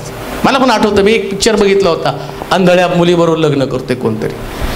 तिकडून बाहेर आल्यावर म्हटलं मी पण आंधळीबरोबरच लग्न करणार. केलं असतं तर किती ताप झाला असता बघ. मला वाटायचं नाही, एक समाजसेवा आहे, असंच करायचं. आणि माझ्या डोक्यात ते पण, आमच्या आईने नाही म्हणलं तर मी आंधळीबरोबरच लग्न करणार. बंड व्हायचं डोक्यात होते. ते वाटतच असं काहीतरी करावं. बरं, तो एवढा भारी हिरो, तो फक्त पैसे घेऊन 3 तासात तुम्हाला रमवतो, पण ते एवढं तुमच्या मनावरती प्रभाव करतो म्हणजे तुम्हाला ते कळतं वाईट आहे, हे प्रभाव टाकतं तुमच्यावरती. रात्रंदिवस जर त्याच्यामध्ये त्या घडून गेलो, इंटरनेट, मोबाईल, हे सगळं मानवी आत्म्याचं आहे. आणि सैतानानं हा मानवी आत्मा आता पुन्हा एकदा मानवामध्ये काम करण्यासाठी दिला. पण पवित्र आत्मा तुम्हाला देवाच्या समक्षतेमध्ये ठेवतो. म्हणून बायबल सांगतं, धन्य तो पुरुष जो दुर्जनांच्या मसलतीने चालत नाही, पापीजनांच्या मार्गात पाऊल घालत नाही, धर्मनिंदकाच्या बैठकीत बसत नाही, अहोरात्र परमेश्वराच्या शास्त्रामध्ये राहतो. तुमच्या हातात आहे. धार्मिक बनायचं कसं? शास्त्रात रमाल, तुम्ही धार्मिक बनाल. इकडं तुम्ही चेंज होता, इकडेही चेंज करतो बरं का सैतान. इकडं मोबाईलने तो तुम्हाला चेंज करतो, फेसबुकनं, व्हॉट्सअपने तुम्हाला चेंज करतो, आणि इकडं देवाचं वचन पण तुम्हाला चेंज करतं. तुमच्या डिपेंड आहे तुम्हाला धार्मिक बनायचं का तुम्हाला जगिक बनायचं. जर तुम्ही देवाच्या आत्म्यानं तुम्ही चालाल, मग देहाची वासना पूर्ण करणारच नाही. तुम्हाला किती वाटलं तर त्या मोबाईलकडे तुम्ही बघणार नाही. तुम्हाला माहिती, मला देवाचंच काम करायचं का? तर धार्मिक विलयास जात नाही. म्हणजे हे तुम्हाला विलयास नाश करतं तुमचं. हे नाश करणारी वस्तू आहे. आणि नाश करणारी वस्तू आता सैतानानं सगळ्यांच्या हातामध्ये देऊन टाकलेली. बा सगळं आम्ही परवा तिकडे गेलो ना, ते सगळे आमची रेंजच नव्हती. इतकं बरं वाटलं. मी म्हटलं अरे एक महिनाभर इथंच राहू, रेंज नाही, फोन नाही, कोण काय बोलत नाही, काय नाही. आणि आम्ही तर म्हटलं आई शारून त्याचाच चालू होता, त्याचा ते जिओचा होता, बाकी आयडिया बंद, एअरटेल बंद. आणि इतकं 2-3 दिवस कोणाशीच बोलतायत, इतकं बरं वाटलं. बापरे, आवाजच नाही, कोणाचे प्रश्नच नाही 2 दिवस. नाही तर रोज उठलं, नवरा मारला, दारू पिला, अमकं झालं, ह्याचं ते झालं, आणि मग अमकं झालं, थमकं झालं. हे ऐकून ऐकून ऐकून ऐकून कधी कधी वाटायचं बापरे, काय जग प्रश्नानं भरून गेलेलं आहे. कोणी सुद्धा नीट नाही. प्रत्येकाच्या घरात अडचणी. ज्याच्याकडे बिझनेस आहे, पैसा आहे, त्याच्या पैशाचे प्रश्न, सगळे प्रश्न आहे. म्हणजे सैतान तुम्हाला जे तुमच्या हातामध्ये दिलं त्याच्यानं तुमची शांती चाललेली आहे. पण हे देवाची शांती आणणारं पुस्तक आहे. म्हणून ह्याच्यात गेला तर तुम्ही कधीच विलयात जाणार नाही, डिप्रेशन मध्ये कधीच जाणार नाही, कधीच नाही डिप्रेशन येणार. विलयात जाणं म्हणजे डिप्रेशन वर का, दुसरा शब्द त्याला डिप्रेशन आहे. मग देवाचे लोक डिप्रेशन मध्ये कधी जात नाही का? तर तुम्ही आशेचं जीवन जगणारे लोक आहात. तुमची धार्मिकता तुम्हाला वाचवेल. योबाच्या पुस्तकात परत जावं बरं, 4 अध्याय 6 आणि 7 वचन. तुझ्या देवभक्तीचा तुला आश्रय आहे ना. कशाचा आश्रय आहे? देवभक्तीचा. म्हणजे तुमच्याकडे डिप्रेशन येणार नाही. काय येणार नाही? म्हणजे आराधना वर्शिप आहे तुमची. हालेलुया. चर्चला जाता, आशा आहे आम्हाला काय झालं तरी आज देवाचं वचन बोलेल बरं का. हालेलुया. सगळ्यांच्या प्रार्थना आल्यावर देवा आता तुझं वचन काहीतरी बोललं जाऊ दे. आणि मला माहिती देवाचं वचन जे असं आहे ना, ते सगळ्या माणसांच्या जीवनामध्ये आशा निर्माण करतं. ही आशा आहे तुम्हाला, हे भक्तीचा आश्रय आहे. हालेलुया. म्हणून इकडं तिकडं कुठंच वेळ घालू नका, देवाच्या सानिध्यात वेळ घालवा. लक्षात ठेवा, शेवटच्या दिवसामध्ये तुम्हाला सांभाळणं गरजेचं आहे. वाचूया ते वचन. तुझ्या देवभक्तीचा तुला आश्रय आहे ना. तुझ्या सात्विक आचरणावर. सात्विक कुठल्या आचरणावर? सात्विक आचरणावर तुझी आशा आहे ना. कसली आशा आहे तुम्हाला? सात्विक. सात्विक कळतं का शब्द? सात्विक आहार. सात्विक आहार मध्ये काय म्हणतात? चांगलंच खायचं. मला काल ते सुरतच्या घरी आम्ही जेवायला गेलो, ते ब्रदर पसईवरून आलेले ब्रदर राजू, आणि त्या जेवताना ते म्हटलं की मी जेवल्यावर 1 तासाने पाणी पितो. मग त्याने एक डायलॉग मारला, आपण जे खातो ना ते सात्विक जेवण आहे बरं का. तसं ते आयुर्वेदात सांगतात, ते पण सांगतात की तुम्ही जेवल्यावर 1 तासाने पाणी प्यायचं. पण ते मलाही माहित नव्हतं का प्यायचं. आपल्याला खाल्ले की गटाने का आतमध्ये. मग त्यांची बॉडी बघितल्यावर माझ्या लक्षात आलं. मग ते म्हटले माझं वॉकिंग वगैरे सगळं मी मेंटेन करतो, पाणी म्हणलं नाही 1 तासाने म्हणजे मी 1 तासाने पितो. मग त्यांनी सांगितलं आपण ज्यावेळेस खातो लगेच पाणी पितो ना, तर आपल्या अन्नाचं गटर बनतं. बरोबर आहे, ते आतमध्ये चावून तुम्ही टाकलंय, पाणी मिक्स झालं, सगळं संपलंच की आत गेलेलं काय त्याचं पस्तय कुठलं आले ते. मग ती सांगतात की तुम्ही 1 तासाने सात्विक जेवण म्हणजे तुम्हाला बरोबर टाइम टू टाइम सगळं करावं लागतं. तसं देवाच्या वचनामध्ये आम्ही सात्विक बनावं. आमची वेळ प्रार्थनेची, आमची वेळ मंदिराची, आमची वेळ देवाच्या सानिध्यामध्ये राहण्याची. हा समय जर तुम्ही पाळला ना मग आपोआप तुम्ही सात्विक बनता. हा वेळ पाळणं आता त्याच्यावरून मला कळलं नाही हे तितकं महत्वाचं आहे. तुम्हाला निरोगी राहण्यासाठी, चांगलं आत्मिक जीवन टिकून ठेवण्यासाठी ही सात्विकता तुमच्यामध्ये येणं गरजेचं आहे. मग तुम्हाला सात्विकतेचा आधार असेल. आता इथं आम्ही पाहतो उत्पत्तीच्या पुस्तकामध्ये या लोकांनी त्याला कोंडीमध्ये टाकलं, पण 41 अध्याय आणि 37 पासून 40 पर्यंतच्या वचनामध्ये वाचा बरं काय लिहिलं त्या ठिकाणात. हे फारोला व त्याच्या सर्व सेवकांना अगदी पटलं. तेव्हा फारो आपल्या सेवकास म्हणाला ज्याच्या ठाई देवाचा आत्मा आहे असा या पुरुषासारखा आपणाला दुसरा कोणी आढळेल काय. आपणाला दुसरा कोणी. आता योबाच्या बाबतीमध्ये परमेश्वर काय म्हटला, त्याच्या तोडीचा सात्विक दुसरा कोणी नाही. आता योसेफाच्या बाबतीत पण म्हणलं त्याच्या तोडीचा दुसरा कोणी आढळेल. मग आता तू मंडळीमध्ये पण देव म्हणतो की अशी एक व्यक्ती मला पाहिजे जिच्या तोडीची व्यक्ती मंडळीतच कोणी असतात कामा नये. मला तर वाटतं सगळ्यांनी असावं. सगळ्यांनी असावी देवाची इच्छा आहे. या शहरामध्ये तुमच्या घराण्यामध्ये परमेश्वर जास्त तुमच्याकडे पाहिलं ना त्यानं सैतानाला चॅलेंज केलं पाहिजे. यांच्यासारखी सात्विक व्यक्ती यांच्या अख्ख्या घराण्यामध्ये कुठं सापडत नाही. हे चॅलेंज असलं पाहिजे देवाचं तुमच्या बाबतीमध्ये. जास्त देव आमच्या शहराकडे, देव आमच्या मंडळीकडे पाहतो.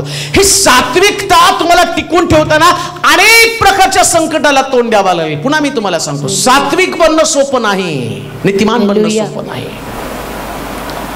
पण त्याच्यात आशीर्वाद पण तेवढेच आहेत ना. काय वाचावर पुढे. तेव्हा फारो आपल्या सेवकास पुढं आणि फारो योसेफास म्हणाला देवाने तुला या सर्व गोष्टींचे ज्ञान करून दिले आहे. त्या अर्थी तुझ्यासारखा चतुर व शहाणा कोण बनवतो. धार्मिकता. तुमची धार्मिकता तुम्हाला काय बनवते. चतुर व शहाण. अजून काय शहाण. काही लोकांना वाटतं की धार्मिक लोक भोळे आहेत. तुम्हाला विकून खाऊ आम्ही.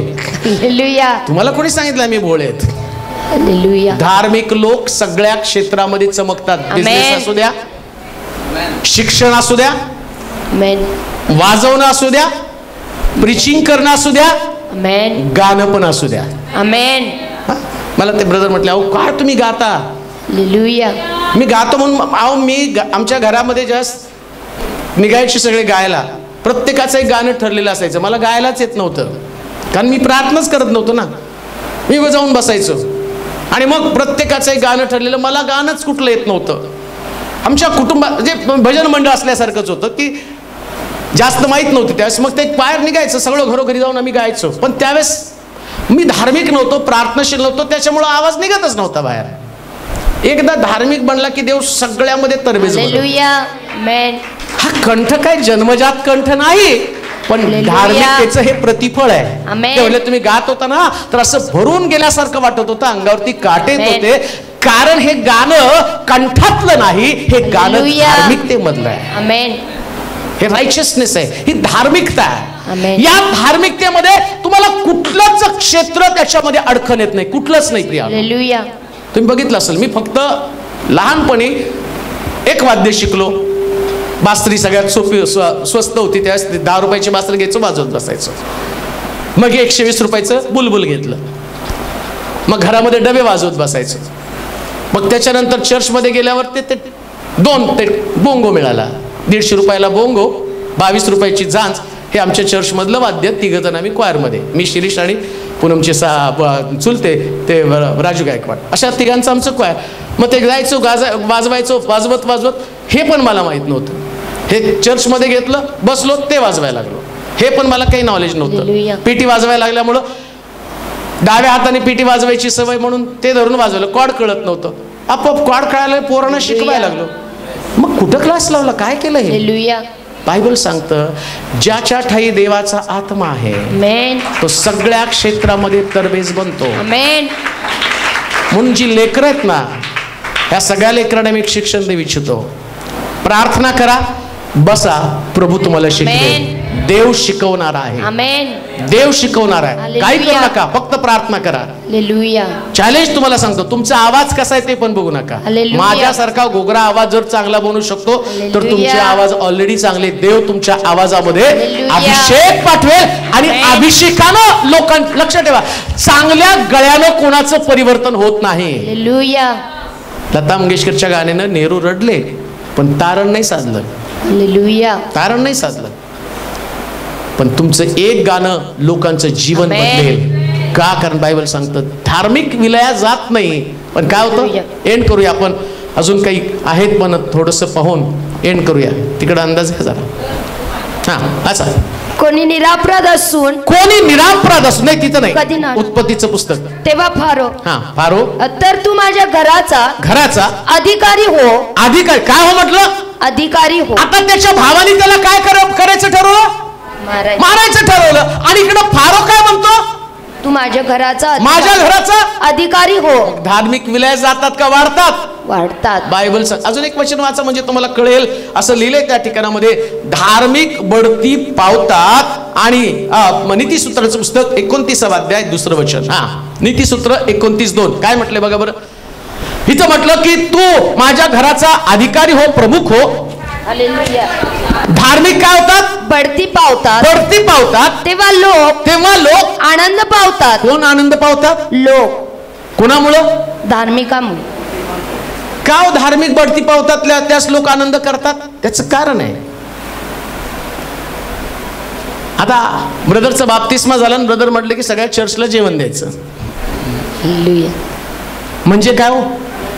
आनंद झाला. हालेलुया. धार्मिक त्यांची बढती झाली, त्यांचं बंगला विकला गेला, त्यांचं प्रमोशन झालं.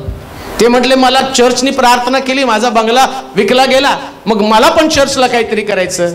तुम्ही बढती पावला, आम्ही आनंद केला. हालेलुया. कारण आम्हाला तुम्ही जेवण दिलं. दुसऱ्या भाषेमध्ये मला जे सांगायचं तुम्हाला, जेवणापुरतं मी मर्यादित बोल. धार्मिकाकडे जे आशीर्वाद येतात ना, हे आशीर्वाद लोकांमध्ये वाहू लागतात. आमेन. आमेन म्हणाला का? आमेन. तुमची बढती व्हावी आणि तुमच्यातले आशीर्वाद लोकांमध्ये जावेत. आमेन. म्हणून धार्मिक विलय जात नाही. काय होतात? बढती पावतात. अहो, तुम्हाला बढती प्रमोशनचा सगळ्यात सोपा मार्ग धार्मिकता, दुसरा कुठलाच मार्ग नाही. धार्मिकता. आज जिथं तुम्ही आहात ना, तिथं धार्मिकता वाढवा. बस काय करू नका, जास्त प्रार्थना वाढवा. हालेलुया. आता आला ना, परत अजून 2-3 रविवारी या चर्चला, वसईवरून, पुण्यावरून, अमकं तमकं येत राहा. आज तुमचे 1 बंगला विकला गेला, पुढे तुमचे 10 बंगले विकले जातील, 10 बिल्डिंग विकल्या जातील. अजून तुमची बढती होईल. तुमची तिकडे बढती होईल, इकडे चर्चची बढती होईल. आमेन. आता तुम्ही आमचे मेंबर झाला. हालेलुया.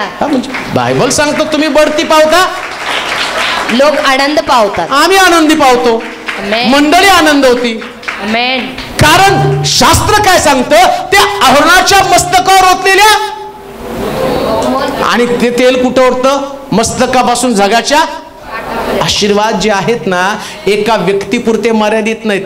10 धार्मिकाच्या बाबतीमध्ये त्याचे आशीर्वाद वाहणारे आशीर्वाद असतात. वाहणारे, लक्षात घ्या. धार्मिकानं बढती पावावं असं देवाची इच्छा आहे. बढती व्हावी तुमची. मग पुष्कळ लोक म्हणतात की आमच्या वाटेमध्ये पुष्कळ अडखळ आहे. एक तर तुमची परीक्षा आहे, दुसरी गोष्ट तुम्ही धार्मिकतेमध्ये कमी आहात. जर तुमची परीक्षा असेल तर 100% तुम्ही बढती पावणार आहात. आणि जर तुमची परीक्षा नाही, तुम्हाला कळतं तुम्ही पापात आहात, तर तुम्हाला धार्मिक बनणं गरजेचं आहे. 2 गोष्टी आहेत. एक तर तुम्ही धार्मिक आहात किंवा धार्मिक नाही. धार्मिक नाहीत हे तुम्हाला बरोबर कळतं, त्याला काही दुसरं माध्यम नाही. तुम्ही लोकाला फसवाल पण स्वतःला नाही फसवू शकत. तुम्ही आरशासमोर उभा राहिल्यावर तुमचंच प्रतिबिंब दिसणार आहे. देवाचं वचन पण आरसा आहे. तिथं उभं राहिल्यावर तुम्हाला कळतं काहीतरी कमी माझ्यामध्ये आहे बरं का, आणि ते कमी पण माझ्यातनं निघून गेलं पाहिजे. माझ्यातनं ते कमी पण निघून गेलं पाहिजे. लक्षात ठेवा, देवाचे लोक जे आहेत ना, त्यांनी सात्विक जीवनाला फार महत्व दिलं पाहिजे. काही पण झालं तर मी सात्विक बनणं गरजेचं आहे. धार्मिक बढती पावतात आणि बहुत जण आनंदित होतात. पुढे वाचा वचन. धार्मिक बढती पावतात हा. तेव्हा लोक आनंद पावतात, लोक आनंद पावतात. पण दुर्जन प्रभुत्व चालवतो दुर्जन प्रभुत्व चालवतो तेव्हा प्रजा हाय हाय करते. प्रजा काय करते? हाय हाय करते. हा, इकडे जे दुर्जन आहेत, जसं दुर्जन जर प्रभुत्व चालवायला लागला तर लोक हाय हाय करतात. बापरे, याची बढती झाली, आता माझं काय? म्हणजे दुसऱ्या जो व्यक्ती धार्मिक नाही आणि चुकीचा व्यक्ती जर गाडीवरती बसला तर लोकांना फार त्रास होतो नाही का? किती वाढले पेट्रोल, बस बस झाले. बायबल काय सांगतं माहिती का? धार्मिक जर उच्च पदावरती जाईल तर सगळे लोक आनंदी राहतात. हालेलुया. सगळे लोक आनंदी राहतात. हालेलुया. प्रार्थना करा, जगावरती फक्त देवाचंच राज्य यायला पाहिजे. आमेन. कारण देवाशिवाय नीतिमान जगामध्ये कोणीच नाही, चांगला व्यक्ती आमेन. कोणी नाही. म्हणून आम्ही काय केलं पाहिजे या दिवसामध्ये? धार्मिकता साठवली पाहिजे. धार्मिक बढती पावतात आणि त्या ठिकाणामध्ये सर्व लोक आनंद पावतात. सगळे आनंद पावतात. अजून वेळ आहे, अजून एक वचन घेऊया. एस्तेरचं पुस्तक 3 अध्याय 1 ते 6 वचन. आता काळजी करू नका, आपल्याला जेवणच आहे, थोडंसं आपण एन्जॉय करूया. जायचं नाही घरी. हा, त्यांना अजून वेळ आहे. मग थोडं तर मी माझं तर ऐका ना, एकमेकाशी चर्चा करण्याच्या म्हणजे. हा, ऐका. एस्तेरचं पुस्तक 3 अध्याय 1 ते 6 वचन. या गोष्टी घडल्यावर अहश्वेरोश राजाने अहश्वेरोश राजानं अगागी हमान बिन हमादा यास बढती देऊन उच्च पदात चढवलं व त्याच्या बरोबरच्या सरदारांपेक्षा त्याचे आसन उंच केले. राजद्वारी असलेले राजाचे सर्व सेवक हमाना समोर वाकून त्यास मुजरा करीत असत. ऐका, धार्मिक कसे असतात बघा, त्याला मुजरा करत असे. कारण त्याच्या बाबतीत राजाने अशीच आज्ञा केली होती की मर्दखय काही त्यास नमन अथवा मुजरा करीत नसे. नमन किंवा मुजरा करत नसे. तेव्हा राजद्वारातील राजसेवकांनी मर्दखयास विचारले की तू राजआज्ञेचे का उल्लंघन करतो? ते रोज त्यास असे बोलत तरी त्याने त्यास जुमानले नाही. तेव्हा मर्दखयाचं हे करणे चालेल किंवा नाही हे पाहण्याकरिता त्यांनी हामानाच्या कानी ही गोष्ट घातली. आपण यहुदी आहोत असे त्याने त्यास सांगितलं. मर्दखय आपणासमोर नमून मुजरा करीत नाही. हे हामानाने पाहिले. तेव्हा त्यास फार क्रोध आला. एकट्या मर्दखयावर हात टाकणं हे त्याला हलके वाटलं. कारण मर्दखय कोणत्या जातीचा आहे हे त्यांनी हामानास सांगितलं होते. त्यामुळे अहश्वेरोशाच्या अवघ्या साम्राज्यातील मर्दखयाचे लोक म्हणजे सर्व यहुदी लोक यांचा नायनाट करण्याचा बेत हामानाने केला. आता जे धार्मिक लोक आहे या सगळ्यालाच नष्ट करायचं कारस्थान हामानाने रचलं. ऐका, शास्त्र सांगतं धार्मिक विलयास कोणी किती मोठं कारस्थान करू द्या. हालेलुया. किती पण मोठं जगात कारस्थान. हालेलुया. आम्हाला असं वाटतं कधी कधी आता चर्च चालू राहील का? राहील. आमेन. जगातली कोणती ताकद चर्च बंद करू शकत नाही, कोणतीच नाही प्रिया. हा कारस्थान होणार, कट रचली जाणार. का तर यहुदी लोक देवापेक्षा कोणालाच मोठा दर्जा देत नाहीत. धार्मिक लोकांचं वैशिष्ट्य, त्यांचा दर्जा फक्त देवाला. आमेन. देवच त्यांच्यासाठी मोठा. हालेलुया. एक गोष्ट लक्षात ठेवा, जसं मर्दखयनं परमेश्वरापेक्षा त्या हामानाला बिलकुल किंमत दिली नाही, मग काय म्हटला तो? आता एकटा मर्दखय नव्हे तर सगळी इस्रायल जातच नष्ट करून टाकणार आहे. एक सुद्धा वाचणार नाही. का तर त्यांचं सात्विक जीवन, त्यांचं धार्मिक जीवन. लक्षात घ्या, धार्मिक जीवन ज्यावेळेस तुम्ही जगता ना तर ते तुमच्या जगासाठी मोठं आव्हान आहे, तुमच्यासाठी सुद्धा मोठं आव्हान आहे. हालेलुया. आणि शास्त्र काय सांगतं माहिती का? जगात त्या ठिकाणातला, देशातला प्रत्येक व्यक्ती हामानासमोर नमन करत होता, पण मर्दखयनं कधीही हामानासमोर मान तुकवली नाही. कान देऊ नाही का? कोणत्याही परिस्थितीमध्ये कोणत्याही स्थितीमध्ये परिस्थिती समोर लोटांगण घेऊ नका. लोटांगण घ्यायचं तर फक्त परमेश्वरासमोर घ्या, फक्त देवासमोर. हालेलुया. फक्त देवासमोर. आमेन. कारण बायबल सांगतं ज्याला घडवलं तो देव स्वर्गामध्ये आहे. हालेलुया. आणि सगळ्या लोकांच्या जीवनाच्या दोऱ्या त्याच्या हातामध्ये. आता पृथ्वी तलावर या धार्मिकच्या विरोधात इकडे हमान कारस्थान रचतो. तो काय म्हणतो, सगळे यहुदी मारायचे. राजाकडनं तशी परमिशन घेतलं, खजिना भरला. नीट आहे का? हे तुम्हाला का सांगतो, मला देवाच्या वचनावर एवढा विश्वास आहे. धार्मिक कधीच विलया जात नाही. आता खजिन्यामध्ये त्यानं आणि ते रुपये भरले, पैसे भरले. त्याच्यानंतर राजाकडनं द्वाही पण फिरवली आणि राजानं शिक्का मारून सांगितलं सगळे यहुदी मारून टाका. इकडे यहुदी पण रडायला लागले, सगळीकडे रडारडी. आणि देवाच्या वचनात तर सांगितलं धार्मिक विलयास जात नाही. पण आता तर राजाची आज्ञाच आहे की विलास गेलेच पाहिजे, सगळे संपले पाहिजे.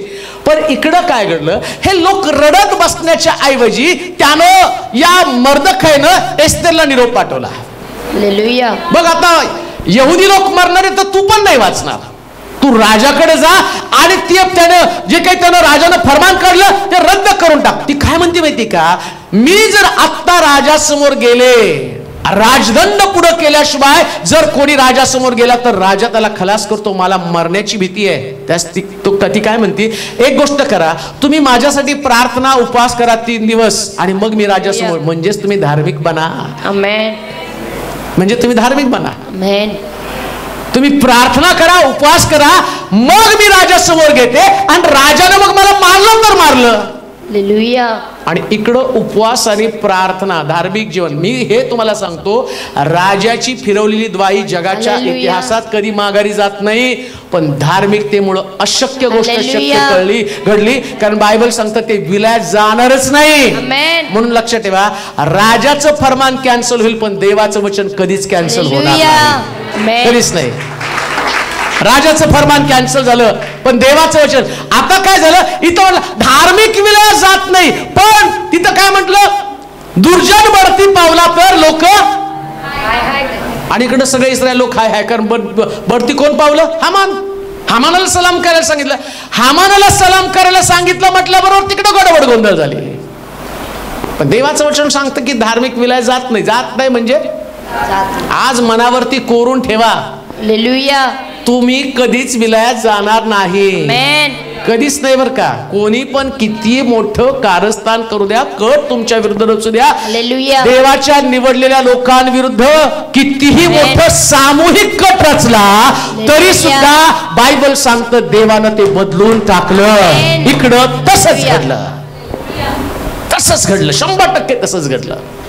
शास्त्र सांगतं की, मला ते एस्तेरचं पुस्तक 9 अध्याय 4 वचन वाचा बरं. हा, 9 अध्यायचं घडलं काय. मर्दकयाचा राजदरबारी मोठा मान असून त्याची कीर्ती सर्व प्रांतातून पसरली होती. आता इकडे काय सांगितलं, तो म्हटलं त्याला खांबावरती लटकवायचं, सुळावरती. आणि देवाच्या वचनात काय सांगितलं, त्याचं राजदरबारी मोठा मान असून. कुणाचा मान, मर्दकयाचा. मग मर्दकयासाठी तर खांब होता, मग मान कुठून आला, धार्मिकतेमुळं. आमेन. धार्मिकतेमुळे हा मान आला. हालेलुया. म्हणून लक्षात घ्या, ज्या दिवशी तुम्ही धार्मिक जीवन जगताना ते कदाचित लोक तुमचा अपमान करेल पण देव तुमचा सन्मान करायचा ठरवतो, त्यास तुमचा अपमान होणार तरी कसा हो. हालेलुया. कसा अपमान होणार आहे तुमचा. हे धार्मिक जीवनाला एवढं महत्व आहे बरं का.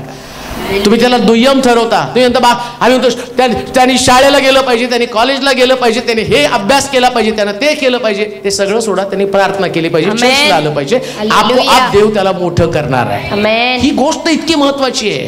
हालेलुया.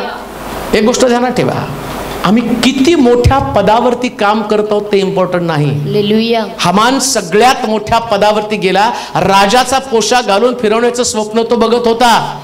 परंतु आम्ही पाहतो इथं मर्दखय ज्याला खांबावरती लटकवण्यासाठी सगळी प्रोव्हिजन केली पण त्यानं प्रार्थना बंद केली नाही. आणि बायबल सांगतं याच्या धार्मिकतेमुळं त्याला सगळ्यात मोठा दर्जा मिळाला. जगामध्ये सगळ्यात मोठा दर्जा फक्त प्रार्थनेनं आणि समर्पणानं. सगळ्यात मोठं काम, सगळ्यात मोठी प्रोव्हिजन हीच आहे. हालेलुया. म्हणून आपल्या लेकराकडे स्वतःकडे पाहताना माझ्याकडे काय आहे हा प्रश्न स्वतःला कधी करू नका. हालेलुया. तुम्ही प्रार्थनाशील आहात ना. आमेन. तुमची प्रार्थनाच तुमचा दर्जा उंच करेल. आमेन. तुमची परिस्थिती बदलेल. असंच लिहिलं वाचा. मर्दखयाचा राजदरबारी मोठा मान असून त्याची कीर्ती सर्व प्रांतातून पसरली होती. कुठं पसरली हो? सर्व प्रांतातून. अहो म्हणजे सोलापुरातलं एक गाव पण असं राहणार नाही जिथं तुम्ही ओळखले जाणार नाही. धार्मिकता एवढी तुम्हाला लांब पर्यंत घेऊन जाते हो. शाळेमध्ये जर हुशार असाल तर शाळेपुरतं मर्यादित राहील. अमक्या वर्गा ब तुकडीतला अमका मुलगा फार हुशार आहे, ते तुकडीत झालं. पण बायबल सांगतं योबा सारखा नीतिमान भूतलावर कोणी नाही. कीर्ती आहे, ही कीर्ती हा दर्जा आहे. आहात कुठं तुम्ही? धार्मिकता सोडून बाकीच्या गोष्टी. लक्षात घ्या, एखादं काम हामानाला जे मिळालेलं काम त्याचं काय? राजदरबारी त्याचा सन्मान. असं लिहिले, राजदरबारी त्याचा सन्मान. आणि याची काय? मर्दखयाची कीर्ती मोठा मान असून त्याची कीर्ती सर्व प्रांतातून पसरली. कुठं पसरली? सर्व प्रांतातून. हा कुठं भाव खात होता? दरबार. मला सलाम करा, मला सलाम करा. सलाम शाप. अरे काय सलाम शाप करत बसतो? तिकडे बाहेर बघ, हा मर्दखय कुठं गेलाय? सगळीकडे पसरलेला आहे, सगळीकडे. लक्षात ठेवा, एकमेकाला कोण रिस्पेक्ट देत नाही त्याच्यात अडकून पडू नका. देवाकडे तुमचा रिस्पेक्ट फार मोठा आहे. किती छान आहे ना. त्याने मला प्रेज लॉर्ड नाही केलं, एवढं काय त्याने काय हातात नाही दिलं, अमकं नाही केलं, मला तोंड बघून फिरवलं, अमकं झालं. याच्यात जर अडकून पडला तर राष्ट्रात तुमची कीर्ती कशी होणार आहे? धार्मिक मनुष्य फोकस व्यक्तीवरती करत नाही, देवाच्या दर्जाकडे करतो. देवाचा दर्जा काय? हा दर्जा आहे, हा दर्जा आहे. त्या शहरामध्ये मी आलो ना, बऱ्याच ठिकाणात मला हाकलून दिलं बरं का. तुम्हाला माहित पण नसेल, हे प्रशांत असतील बाहेर, त्यांना विचारा. त्यांना घेऊन फिरायचो, एकदम छोटी छोटी पोरं होते, त्यांना घेऊन फिरायचो प्रार्थनेला. मग कुठल्या घरात गेल्यावर तिथं तो व्यक्ती यायचा आणि म्हणायचं इथं दिसलं तर तुझं तंगडं तोडेल. मग आपलं निघायचं तिथून. चला तुम्हाला नाही आवडत तर तिथं नाही, मग दुसरीकडं. मग काय झालं? लोकांनी प्रतिबंध केला म्हणून काम थांबलं का? आज जगाच्या कानाकोपऱ्यात देवाचं वचन केलं. हे सुद्धा सत्य आहे, हे सुद्धा सत्य आहे. कोण प्रतिबंध करणार आहे? कोण? पण धार्मिकता सोडू नका. हे असं झालं ते तसं झालं नाही. धार्मिकता म्हणजे धार्मिकता. धार्मिकता एका विशिष्ट डब्यामध्ये नाही अडकून पडत. एक डब्यामध्ये नका अडकून पडू. देवानं तर किती मोठी गोष्ट तुमच्यासाठी ठेवली. काय म्हटले? वाचावर परत वचन. मर्दखयाचा राजदरबारी मोठा मान असून त्याची कीर्ती सर्व प्रांतातून पसरली होती. मर्दखयाचा महिमा उत्तरोत्तर. म्हणजे काय हो? रोजचे रोज. हालेलुया. दिन प्रतिदिन. आमेन. एव्हरी डे, रोजच्या दिवसामध्ये काय लिहिलं? उत्तरोत्तर वाढत गेला. इकडे यहुदी लोकांनी आपल्या सर्व शत्रूंवर, सगळ्या शत्रूंवर तलवार चालवून त्यांचा वध व विध्वंस केला. कोणाचा विध्वंस केला? जे त्यांना मारणार होते त्यांचाच विध्वंस यांनी केला. आणि कसं काय विध्वंस झाला? यांनी प्रार्थना केली ना. हालेलुया. हे रडत नाही बसले, चला आता आम्ही मरणार आहे, आम्ही कधी लगेच हत्यार टाकून देतो, झालं आता माझं काहीतरी होणार नाही. हो, ते करायची गुरगी, ते करायची प्रार्थना करा. तुमचा शत्रू किती प्रबळ आहे याच्यापेक्षा तुमची प्रार्थना किती प्रबळ आहे हा बघण्याचा समय असतो. शत्रू फार प्रबळ तुम्हाला वाटतो, शत्रू नाही प्रबळ, प्रार्थना प्रबळ आहे. प्रार्थना खूप प्रबळ आहे. ही प्रार्थना तुमच्या जीवनामध्ये जे अस्तित्वात नाही ते तुमच्यासाठी अस्तित्वात आहे. ही धार्मिकता आहे. जे तुम्हाला दिसत नाही तुमचा विजय. यांच्याकडे तर राजाचं फरमान होतं. काय फरमान होतं? सगळे मरणार आहेत, एवढी कोणी वाचणार नाही. पण आज जर परिस्थिती बघितली तर उलटीच आहे. यहुदी मारत होते आणि ज्यांनी मारायचं ठरवलं ते मार खात होते. किती सुंदर आहे. मारणारे मार खात होते आणि जे मरणार होते ते मारत होते. धार्मिकता अशीच आहे. लक्षात ठेवा, जगात सगळ्याचा अंत करणं सोपं आहे, पण धार्मिकाचा अंत करणं फार कठीण आहे. कारण देवाच्या वचनानं त्याला प्रोटेक्शन दिलेलं आहे. काय प्रोटेक्शन आहे?